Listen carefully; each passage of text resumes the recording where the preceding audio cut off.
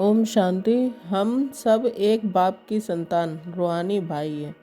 ये दृष्टि की स्मृति रहने से देहधारी दृष्टि अर्थात लौकिक दृष्टि जिसके आधार से विकारों की उत्पत्ति होती है, ये बीज ही समाप्त हो जाता है। लौकिक देह अर्थात शरीर में अलौकिक आत्मा को देखो। परमात्मा प्राप्ति का रस और देहधारी कर्मेंद्रियों का अल्पकाल का प्राप्त हुआ रस, इसके महान अंतर को अनुभव नहीं किया। जब अल्पकाल का कान का रस, मुख का रस, नैनों का रस व किसी भी कर्मेंद्रियों के रस का आकर्षित करता है, उस समय इस महान अंतर के यंत्र को यूज करो।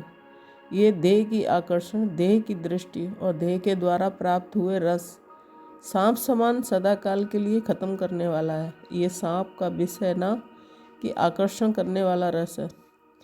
पहला पाठ आत्मिक स्मृति का पक्का करो। आत्मा इस शरीर के द्वारा किसको देखेगी? आत्मा को देखेगी ना कि शरीर को। आत्मा कर्मेंद्रियों के द्वारा कर्म करा रही है, तो अन्य आत्माओं का भी कर्म देखते हुए ये स्मृति रहेगी कि आत्मा कर्म कर रही है। ऐसे अलौकिक दृष्टि जिसको देखो आत्मा रूप में देखो। अलौकिक वृत्ति के द्वारा हर एक से शुभ भावना, कल्याण की भावना से संपर्क में आना है। इसको कहा जाता है अलौकिक जीवन की अलौकिक वृत्ति। लौकिक संबंध में भी अलौकिक संबंध, रूहानी भाई बहन की स्मृति में रहो।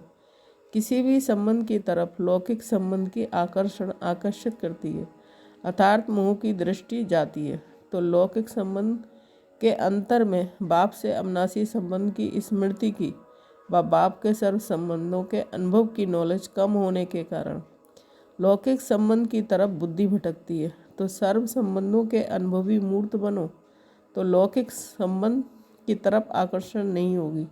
उठते बैठते लौकिक और अलौकिक के अंतर का स्मृति में रखो, तो लौकिक से अलौकिक हो जाएंगे। फिर ये कंप्लेंट समाप्त हो जाएगी। ओम शांति।